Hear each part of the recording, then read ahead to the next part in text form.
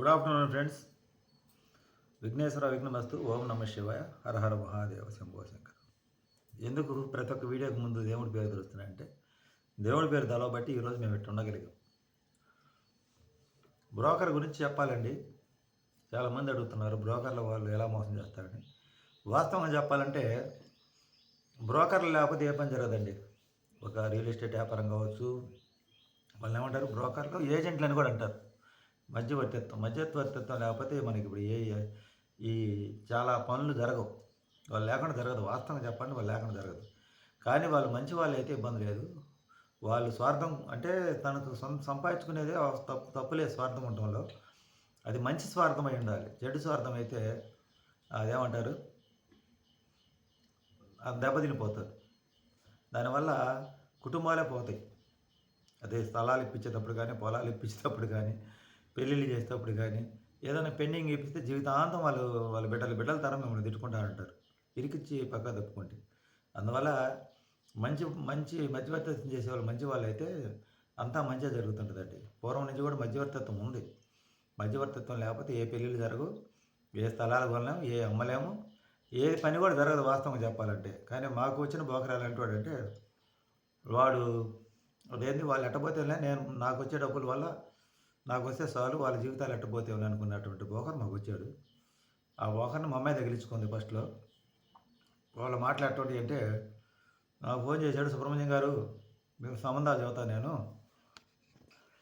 దారిని పోయే బోకర్ ఎవరో ఇంటికి వస్తే ఆ బోకర్ మా అమ్మ దగ్గరికి వచ్చి మా అమ్మ తగిలించుకుంది ఆ బోకర్ని. అట్లా నాకు ఫోన్ చేసి మీకు మంచి సంబంధాలు చెప్తానని ఫోన్ చేశాడు. అతను ఫోన్ చేసిన టైంలో నేను ఊరు బయట కూర్చుంటాను. జనరల్గా ప్రశాంతత కోసం నా పని తక్కువగా ఉంటుంది కాబట్టి టెన్షన్ ఎక్కువగా ఉంటుంది. అందువల్ల ఊరు బయటకు పోయి కూర్చుంటాను.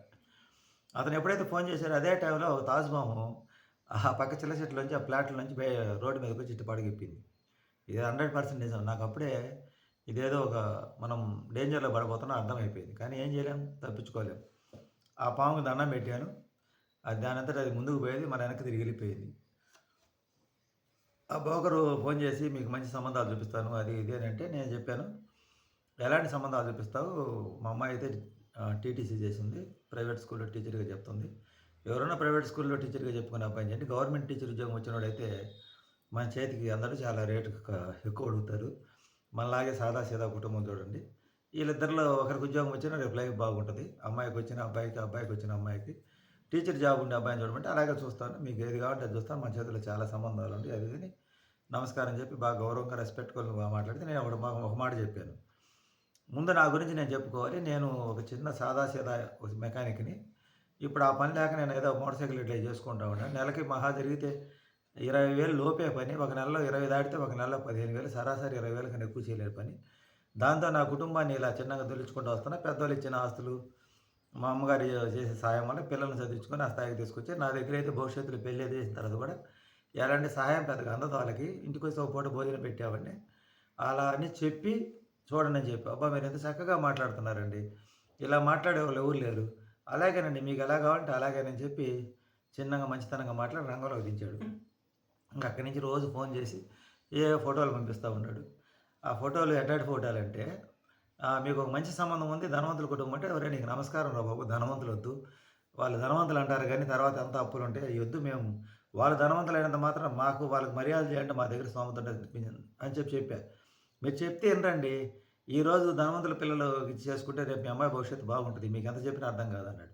ఈ టాపిక్ ఎక్కడ చెప్పాయంటే మా ఆవిడ కన్ను ఆపరేషన్ చేసిన ఒంగోలు హాస్పిటల్కి వెళ్ళాం, అరవింద్ హాస్పిటల్కి. హాస్పిటల్లో పెట్టాడు ఈ పంచాయతీ. పెడితే వద్దురా నాయన నీకు దండం పెడతాము, ఈ ధనవంతులు మాకు వద్దు, ఏదైనా ప్రైవేట్ స్కూల్లో టీచర్గా టీటీసీ చేసిన బీఈడీ చేసిన అబ్బాయి కానీ డిఈడీ చేసిన అబ్బాయిని ఉండి చూడు, ప్రైవేట్ స్కూల్లో నెలకు 10-12 ఇచ్చినా మా అమ్మాయికి ఒక 10, అబ్బాయికి ఒక 12, 22,000తో వాళ్ళిద్దరు ఆటో కూడా బతుకుతారు, మాకు తగిన చూడు ధనవంతులు వద్దు ఏమొద్దని చెప్పాను, వెళ్ళిపోయాడు. ఇద్దరు చక్కగా స్కూల్లో చెప్పుకుంటూ హ్యాపీగా ఉంటారని మేము అనుకున్నాం. వాడు గమ్మున ఉన్నాడు. అంతవరకు ఇంక వాడికి ఎంత కుదిరేది కాదని గమ్మున ఉన్నాడు. మా అమ్మ మళ్ళీ మధ్యలో ఎప్పుడో మా అమ్మే ఫోన్ చేసిందో లేకపోతే మా అమ్మకి అతను ఫోన్ చేసేది తెలియదు. చేసి ఏంది గమ్మున ఉండవు శ్రీనివాసరావు గారు అంది మా అమ్మ. అంటే ఏముందండి మీరు కట్నం వీలేని అంటారు కదా, మంచి ధనవంత సంబంధం ఉంటే మీ అబ్బాయి అంటున్నాడు, మీకు కావాల్సిన సంబంధాలు మీరు అసలు ఏం వీలేమంటుంటే, నేనేమన్నా అంటే ఏం వీలే అని చెప్పి, ఎందుకంటే అట్టంటే కానీ అసలు విషయం బయటపడదు. మా అమ్మాయికి ఏదో సొమ్ము పెట్టుకుంటాం, పెళ్లి చేసిస్తాం, లేకపోతే వాళ్ళు చేసుకునేపోతే ఎంతో కొంత డబ్బులు ఇస్తామని చెప్పి ఇదే మాట మీద ఉన్నాం. ఆయనాడికి మా అమ్మకి కొంచెం కోపం వచ్చి "ఏమెందుకు ఇవ్వం? మా అమ్మాయికి మేము కూడా 4,00,000, 2,00,000 బంగారం, 2,00,000 డబ్బులు ఇస్తాం. మొత్తం 4,00,000 ముట్ట చెప్తామా" అని అంది మా అమ్మ. ఇంక వాడది పట్టుకొని రంగంలో దిగాడు. ఇంక నాకు వాడొక 2 నెలలు మాట్లాడలా.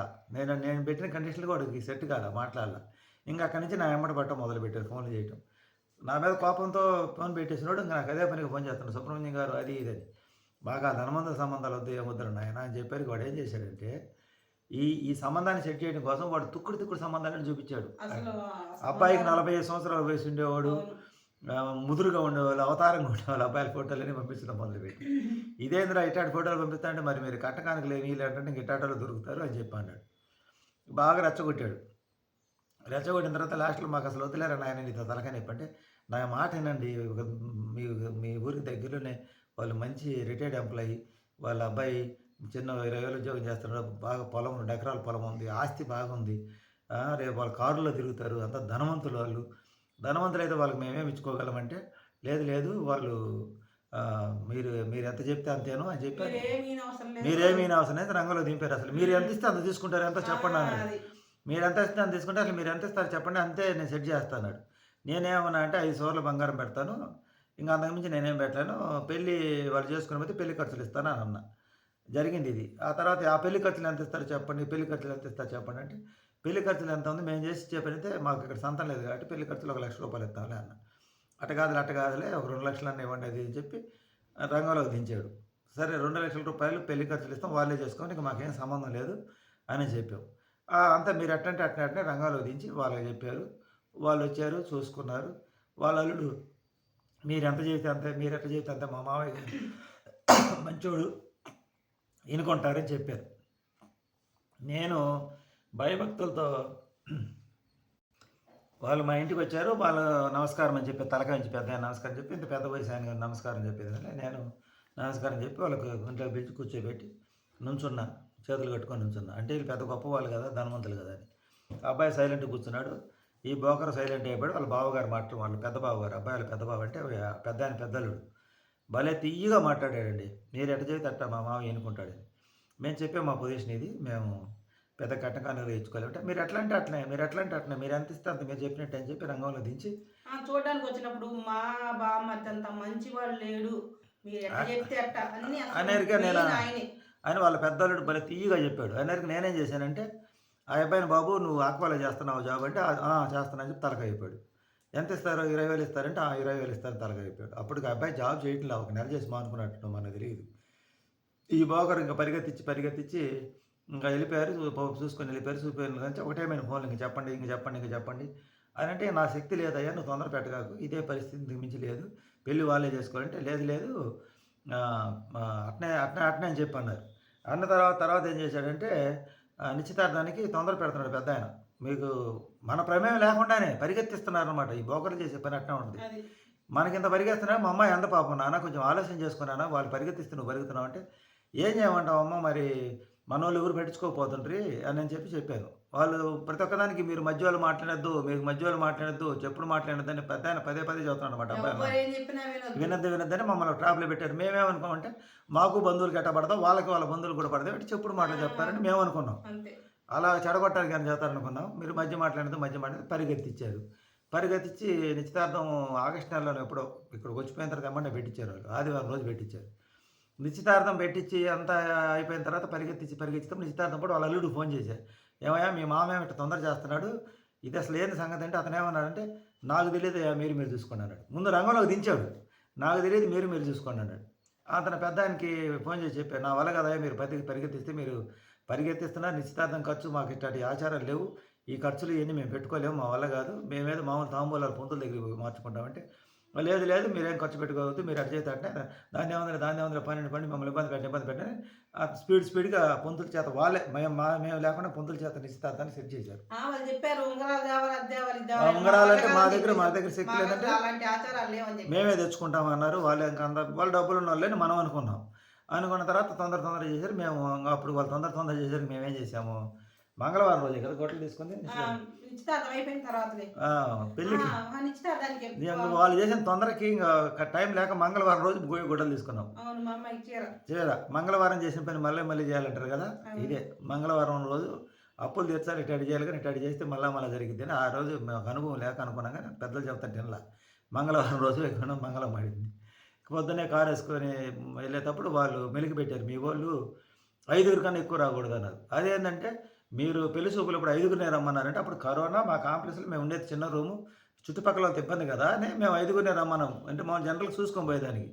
ఇంకా వాళ్ళు రంగంలో దించిన తర్వాత అది మనసులో పెట్టుకొని బాగా మిరికిచ్చి 5 కన్నా ఎక్కువ రాకూడదు మీరని మెలిగి పెట్టాడు.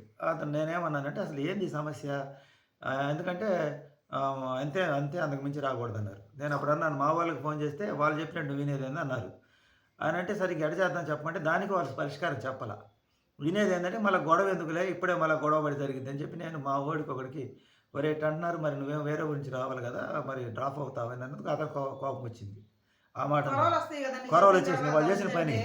ఇంకా 10 మందిని పిలిచాము. ఆ 10 మందికి నేనేం చేశానంటే మాకు 10 మంది వస్తారు, అయినా నిశ్చితార్థానికి ఖర్చులు భోజన ఖర్చులు శిరసోకం పెట్టుకుందామన్నాం. పొంతులకైతే భోజనాలకైతే ఆ మాటకి అప్పుడు అక్కడ చల్లబడి అప్పుడు రమ్మన్నారు. వాళ్ళ వ్యక్తిత్వం అప్పుడే బయటపడింది. ఇక మేము అక్కడికి వెళ్ళిన తర్వాత వాళ్ళ మొహాలు అల్లంగా పెట్టుకున్నారు. ఈ బోకర్గాడు ఆ రోజు నిశ్చితార్థానికి వచ్చాడు, బోకర్గాడు వచ్చాడు, తర్వాత పెళ్ళికి వచ్చాడు. అన్నిట్లో ఈ డబ్బులు అడ్వాన్స్ బోకర్ అడ్వాన్స్ తీసుకున్నాడు. నిశ్చితార్థం అయిన తర్వాత అతను అడ్వాన్స్ సగం తీసుకున్నాడు, వెళ్ళిపోయాడు. పెళ్ళికి మళ్ళీ వాళ్ళ కొడుకుని అతని మొహంగా రాకుండా గొడవ జరిగింది, వాళ్ళ కొడుకు చేత పంపించి ఆ కొరవ డబ్బులు కూడా తీసుకున్నాడు. ఇలా బ్రోకర్లు వాళ్ళ స్వార్థం కోసం మనం తెచ్చిపోయి గుంట్లో పడేస్తారు. మంచి బ్రోకర్లు అయితే మంచిగా ఆలోచించేస్తారు. బ్రోకర్లు అందరూ చెడ్డవాళ్ళు కాదు, ఇట్లాంటి కొంతమంది ఎదవలు ఉంటారు. వాడు వాళ్ళ చుట్టమే ఆ బ్రోకరు. వాడు పనికి మాలాడు, పని పాటలాడు తెలుసు, అన్నీ తెలిసి మమ్మల్ని తెచ్చిపోయి ఈ బ్రోకర్ గడు గుంతలేసాడు.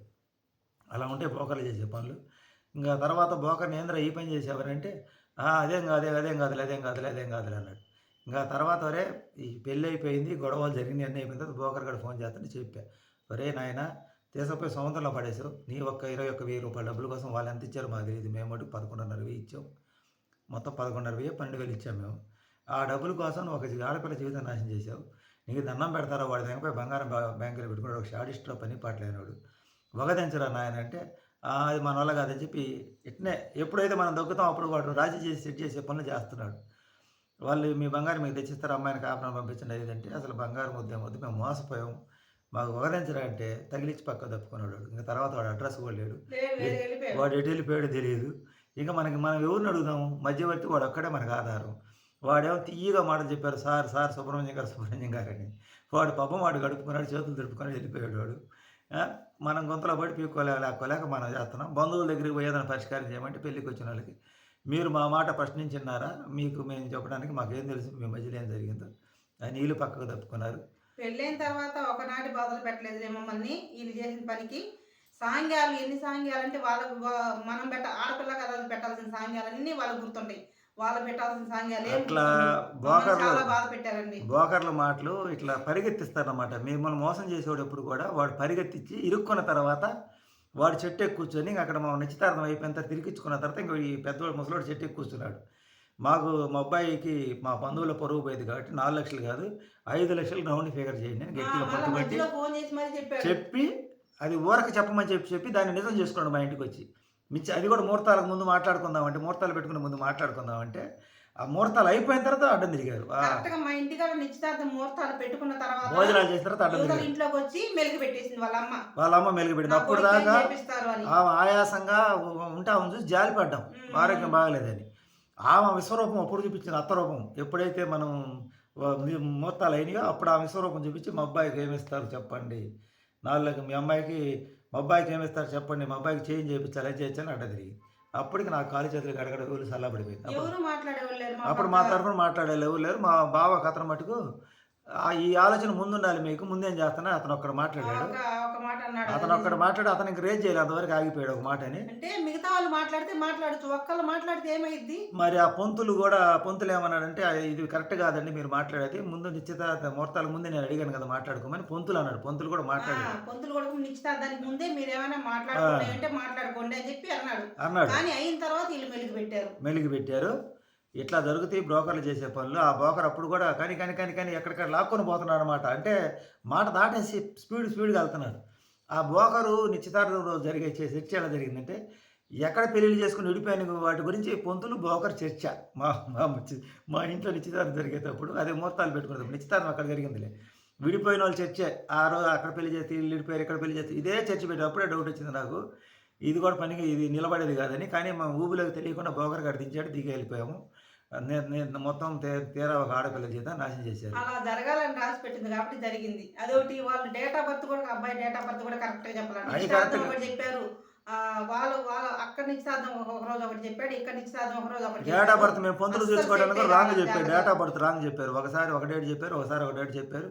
అదేంటి మీరు కరెక్ట్ చెప్పారని మమ్మల్ని అప్పటి నుంచి ఉడకగొట్టడం మా మొదలుపెట్టారు. అమ్మాయి డేట్ ఆఫ్ బర్త్ కరెక్ట్. కానీ వాళ్ళు డేట్ జా ఆఫ్ బర్త్ కరెక్ట్‌గా లేనిదానా అస్సలు పొంతనే అయి లేదు. అసలు అస్సలు జాతకాలు కలవల. జాతకాలు గలవాల ఆ పంతులు పెట్టుడు ముహూర్తం పెట్టించారు. ఆ పంతులకి అంత ఏం డబ్బులిచ్చి. చేస్తాం? ఆ పంతులు మళ్ళీ జాతకాలు జ్యోతిష్కాలని చదువుతారు. పెద్ద బోర్డు పెట్టుకొని మంత్రాలు కూడా బాగా దిట్టంగా ఉంటాడు. బాగా చదువుతాడు మంత్రాలు కూడా. కానీ మరి అతను తెలిసి చేశాడో తెలియచేశాడో మరి జాతకాలు చేసి జ్యోతిష్కం చేసిన పంతులే మనల్ని మోసం చేశాడు డబ్బుల కోసం. ముందు అన్నాడు కదా! ఇదేంది పొంతన కుదరలేదని చెప్పాడు. నువ్వు విన్నావో లేదో? పొంతన కుదరలేదు. కుదరదని చెప్పి కుదరలేదని గట్టిగా చెప్పాడు. చెప్పలే ఆ పంతులు. కుదరలేదు పొంతన కుదరలేదని చెప్పి ఒక మాట ముహూర్త అన్నాడంతే. బలమన్న సెట్ అయిందని పెట్టాడు అతను. అంతే. మరి ఎట్టే పంతులు వాళ్ళ డబ్బుల కోసం వాళ్ళు, ఈ బ్రోకర్ డబ్బుల కోసం ఈ బ్రోకరు. టోటల్‌గా జీవితాలు నాశనమైంది మనది. అందుకనే సొంత లాభం కొంత మానుకొని మనం చేసే పని స్వార్థం కోసం చేసినా దానికి ఉపయోగపడే విధంగా ఉండాలి. మంచి బ్రోకర్లు చాలామంది ఉంటారు. పనికిమాలినోళ్ళు ఉంటారు. పనికిమాలినోళ్ళు వాళ్ళకొచ్చిన డబ్బులు ఎంత వచ్చింటాయి మహా అయితే 22,000 డబ్బులు వచ్చింటాయి వాళ్ళ దగ్గర అయితే, మా దగ్గర అయితే. ఆ 22,000 డబ్బులకి 25 సంవత్సరాలు వయసు అమ్మాయి మా జీవితాన్ని బిడ్డ జీవితం నాశనం ఖాళీ చేశాడు. చేశారు. అందుకని బ్రోకర్లని పూర్తిగా నమ్మొద్దు. బంధువులు కూడా నమ్మొద్దు. బ్రోకర్లు నమ్మొద్దు, బంధువులు నమ్మొద్దు. పైగా మిమ్మల్ని మోసం చేసేవాళ్ళు పరిగెత్తిస్తారు మిమ్మల్ని. దేనికైనా ఒక 3 నెలలు టైం పెట్టుకోండి. 3 నెలలు గాని, 6 నెలలు గాని టైం పెట్టుకోండి. ఈ లోపల పరిశోధనలు అన్నీ చేయండి. పలానా ఊర్లో పలానా అబ్బాయి అంట నిజమా ఉద్యోగం చేసేది. మీరే సొంతంగా పోయి కనుక్కోండి. మన పిల్లలని చెప్పకుండా వేరే వాళ్ళు మా బంధువుల అమ్మాయి గురించి మాట్లాడుకుంటారు. మా ఊరోళ్ళే తెలిసినోళ్ళే అని చెప్పి అట్లా ఎంక్వైరీ చేసుకోండి. నిజాలు బయటకొస్తాయి. గుడ్డిగా నేనైతే బ్రోకర్‌ని నమ్మాను. ఆ తర్వాత మా బంధువుల్ని వాళ్ళు ఎంక్వైరీ చేయమని చెప్పి వాళ్ళని గుడ్డిగా నమ్మాను. ఈ గుడ్డిగా నమ్మటం వల్ల నేను ఇలా మోసపోయాను. 100% తప్పు వాళ్ళని నమ్మటం మాదే. అవును. ఇప్పుడు తెలుసుకున్నాం. ఇప్పుడు కూడా మధ్యవర్తిత్వం చేయడానికి వాళ్ళోళ్ళు ఎవరో ఎక్కడెక్కడి నుంచో మాట్లాడుతున్నారు. అదే ట్రాప్ సేమ్. మొదటి నుంచి ఎలా అదే మాయ మొదటి నుంచి ఎలా చేస్తున్నారు, మాట్లాడి ఇప్పుడు ఇప్పుడు అది అదే ఏ మాయ, మాయ. అదే ట్రాప్. మళ్ళా ముగ్గులు వదిలించి మళ్ళా మమ్మల్ని గందరగోళం పట్టించి ఉచితంగా విడాకులు తీసుకొని చేయాలంటున్నారు. మా విషయం చెప్తానండి. వాడికేం పని పాట లేదు కాబట్టి అతని పేరు మీద ఉన్న ఆస్తులన్నీ కూతురి పేరు మీద పెట్టుకున్నా వచ్చే నష్టమే లేదు. ఎందుకంటే విడాకులనేది ఎప్పుడైనా ఇస్తాం. కానీ మమ్మల్ని ఇబ్బంది పెట్టిన దానికి ముందు వాళ్ళ యొక్క చరిత్ర మొత్తం జనాలందరికి తెలియాలి కదా! మళ్ళా ఇంకొక ఆడపిల్ల మోసపోకుండా. ఆ! దానికోసం మా ఈ ప్రయత్నం. ఇలాంటి బ్రోకర్లు ఉంటారు. గుడ్డిగా బ్రోకర్లు నమ్మకంతో వాళ్ళ డబ్బుల కోసం వాళ్ళు ఎక్కడేం చేస్తారు. పొంతులు కూడా డబ్బులు ఎక్కువిస్తే పెట్టుడు ముడతలు పెట్టి మనల్ని వాళ్ళు ముంచేస్తారు. చూపించిన సంబంధం వీళ్ళు చూసుకోవాలా. ఆ! కానీ అన్ని ఎంక్వైరీ మనం అటోళ్ళు ఇటోళ్ళు మీరందరూ ఎంక్వైరీ చేసుకోండి. అచ్చం నాకు వాళ్ళనే అత్తామామలు, బావమరిది అనేవాళ్ళు ఎవరు కరెక్ట్‌గా నా పక్కన లేరు కాబట్టి నాకు ఎవరు పెద్దోళ్ళు చెప్పేవాళ్ళు లేరు. మా అమ్మ క్రైస్తవ మతంలో ఉంది కాబట్టి ఆమె ఎట్టోకట్ట అమ్మాయిని అవదించుకోవాలనే ఆలోచనతో మా అమ్మ కూడా ఉంది కాబట్టి నాకు ఈ పెద్దవాళ్ళు అనేవాళ్ళు తల్లిదండ్రులన్నా కరెక్ట్‌గా ఉండాలి. అత్తామామన్నా కరెక్ట్‌గా ఉండాలి. వాళ్ళు కరెక్ట్‌గా లేరు. బాధ్యతగా లేరు కాబట్టి ఆహ్, మేము ఎవరు చెప్పేది లేక గుడ్డిగా బ్రోకర్‌ని నమ్మాము. మీకు ఎవరైనా పెద్దలు మీ మేలు కోరేవాళ్ళుంటే వాళ్ళ యొక్క మాటలు తీసుకోండి. ఈ రోజుల్లో పెద్దలనేవాళ్ళు కరెక్ట్‌గా లేరు. మీరే జాగ్రత్తగా ఎంక్వైరీ చేసుకోండి. పైగా ఏ వస్తువులు ఇస్తున్నారు ఏదంతా ఈ రోజుల్లో రాబోయే రోజుల్లో ఇది తమాషగా ఉన్నా ఒక లాయర్ దగ్గరికి పోయి అగ్రిమెంట్ రాసుకోవాలండి. రాసుకుంటే గానీ ఇప్పుడు కరెక్ట్‌గా ఉండవు. ఎందుకంటే మేమెట్టా మా సొమ్ము మేము తెప్పించుకోగలిగాం గానీ అందరూ అలా కాదు. అదొకటి కట్నము డబ్బు ఆశించేవాడు ఎప్పుడు పిల్లని బాగా చూసుకోడండి. వాళ్ళు పొద్దుగూకులు డబ్బు అంటారు. అంటే మీకు నచ్చినట్టు మీరు పెట్టమని ఫస్ట్ బాగా పెద్ద లలాయి మాటలు మాట్లాడారు. అందరితో తృప్తి పడలే వాళ్ళు. వాళ్ళకి నచ్చినట్టు అన్నీ చేయించుకున్నారు. అన్నీ చేయించుకున్న తర్వాత కూడా రెస్పెక్ట్ ఇచ్చారా మాకు తల్లిదండ్రులకి? అమ్మాయి పెళ్ళైతే కనీసం అమ్మాయికి తోడుగా ఎవరినైనా మీ వాళ్ళని పంపించండి అనే మాట అనలా. తోడు పెళ్లి కూతురుగా ఒక్కరిని వాళ్ళొచ్చి మటుకు మా ఇంటి మీద వాళ్ళ అల్లుడు, కూతురు వాళ్ళు కార్యంలో 3 తెల్లారిందాక రోజులు ఉన్నారు. ఇంటి మీద పడి ఆ తిన్నారు. తర్వాత వాళ్ళ అమ్మ, అబ్బ 3 రోజులు ఉన్నారు. ఇంటి మీద పడి తిన్నంత గదిగాని వాళ్ళు ఉండారు. కనీసం మమ్మల్ని ఒక్క పూట మా అమ్మాయిని కాపురానికి వదిలిపెడితే టిఫిన్ చేసిపోదామని అనలా. మీరు జరుగుమల్లి పోతారంటే సరేలే అని చెప్పి ఇంక మేము మా అత్తగారు ఊరు అప్పుడు పోయి వాళ్ళ దగ్గర ఉండి మధ్యాహ్నం మేము వెళ్తుంటే మా అమ్మాయి బయలుదేరింది, నాన్న భోజనానికి రండి అని. వాళ్ళు వేళ మా అమ్మాయి పిలిచింది. ఇక నేను వద్దమ్మా వాళ్ళ పరిస్థితి వాళ్ళ పద్ధతి నాకు నచ్చలేదమ్మా వాళ్ళు కూడి పెట్టడం కూడా దండగా అనుకుంటారంటే లేదు నాన్న రాకపోతే బాగుండదని చెప్పి పోతే మా కూతురు అక్కడ కోసం భోజనం వడ్డించేటప్పుడు అందరూ సరిపడేటట్టు కూడా వంట వాళ్ళు వండలా. తర్వాత మా అమ్మాయి వాళ్ళు మళ్ళీ మధ్యలో పోయి వంట మొదలు పెడితే నేను అది తెలుసుకొని కొద్దిగా తిని ఇంకా సరిపెట్టుకొని అర్థం చేసుకొని. అలా ఉంటదండి. తొందర పెట్టి స్పీడ్ చేసి మనల్ని ముందు ఆకాశానికి ఎత్తుతారు, పరిగెత్తిస్తారు, స్పీడ్ పెడతారు, ఆశలు రేపుతారు. అబ్బాయికి ఆ ఉద్యోగం, వాళ్ళకి ఇంత ఆస్తి ఉంది, అంత ఆస్తి ఉంది అంటే నమ్మొద్దు. గవర్నమెంట్ ఉద్యోగస్తులంటే అందరిని నేను అన్నా గానీ వాళ్ళ పిల్లలు ఉద్యోగస్తులు కాకపోతే వాళ్ళకు గారాబంగా పెంచుంటారు కాబట్టి కొంచెం ఆలోచన చేసి పిల్లల్నివ్వండి. పైగా ఉద్యోగస్తులైనా కూడా మనం సాధారణమైన వాళ్ళు ఉద్యోగస్తులకు పిల్లల్ని ఇచ్చేటప్పుడు ఆలోచన చేయండి. ఎందుకంటే వాళ్ళు తృప్తి పడరు. అవును. వాళ్ళకి ఎంత తృప్తి ఉండదు. మనం పని చేసుకునే వాళ్ళు, కష్టపడి పని చేసుకునే వాళ్ళు మనకు స్థాయికి తగ్గ సంబంధాలు చూసుకోవాలి. మితిమీరిన జోలికి పోతే ఇట్నే దెబ్బలు తింటాం, ఇబ్బంది పడతాం. ఒక ఆడపిల్ల తండ్రి ఆవేదన. బ్రోకర్‌లు నమ్మి మోసపోవద్దు దయచేసి. పెళ్లి చేయాల్సిన ఆడపిల్లలు, తల్లిదండ్రులు ఎవరైనా సరే, పిల్లలైనా గానీ పెళ్ళిళ్ళు కుదిరిన తర్వాత కూడా క్యాన్సెల్ చేసుకోవచ్చు. కానీ మన పిల్లలు పరువు పోయిద్దని ఒప్పుకోరు. అలాగే మా ఇంట్లో జరిగింది. క్యాన్సెల్ చేద్దాం అనుకున్నా. దానివల్ల మేము ఇబ్బంది పడాల్సొచ్చింది. పిల్లలు కూడా తల్లిదండ్రులను అర్థం చేసుకోండి. అందరూ అర్థం చేసుకోండి. కుటుంబ సభ్యులందరూ ఒకరికొకరు ఎంకరేజ్ చేసుకోండి. ఎందుకంటే నిండు నూరేళ్ల జీవితం. తొందరపడి ఎవడో ఒకడు మాట నమ్మి గుడ్డిగా పోయి గుంతలో పడే కాడికన్నా గుడ్డెద్దు పోయి చెవిలో పడింది అన్నట్టుగా. అలా పడకుండా బ్రోకర్ల మాటలు నమ్మొద్దు. బ్రోకర్ లేతే పని జరగదు. వాళ్ళు చూపించమనండి, విచారణ అంతా మీరే చేసుకోండి. వాళ్ళు అది. చెప్పినట్టు మటుకు వాళ్ళు ట్రాప్‌లో పడొద్దు. మా వీడియో నచ్చితే లైక్ చేయండి, షేర్ చేయండి, సబ్స్క్రైబ్ చేయండి, సపోర్ట్ చేయండి. Thank you friends.